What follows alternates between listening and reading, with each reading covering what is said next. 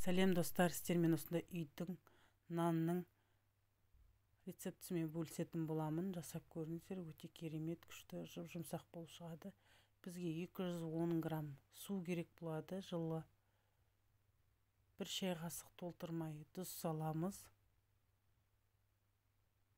5 грамм ашытқы, 30 грамм сұйық май,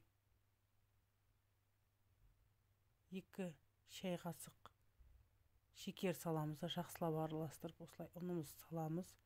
Бізге ұн 400 граммдай керек болады. Шаймен деп отырып, салайып отырып, осылай илей бересіздер.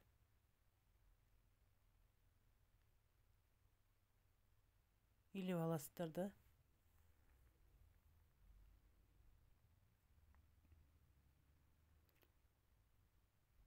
Қолдарыңызға қатты жабысып жатса, осылай илеп болған соң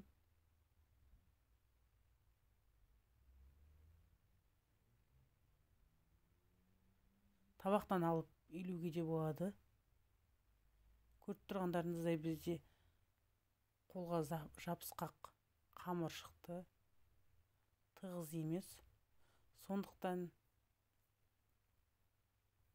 шамалы қолымызға сұйық май құйып, қамырымызды шамалы айналдырып шығамыз, айналасын. Алақанымызға құйып алып сұйық майды. Бұрын келін болып түскенде енем осылай үйрететін еді.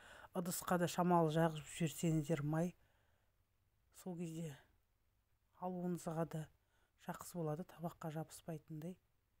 Құттай ұн себемізде нанымыз көтерілді. 1 сағат, 1,5 сағаттан көтеріледі.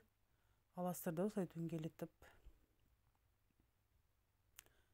Нанның түбін осылай жинап аламыз, дөңгелетіп. Форма шығарып. Кішкене ұн сепкен себебім, беттің нанның кесетін кезде анау кішкене бет әдемі болып шығады.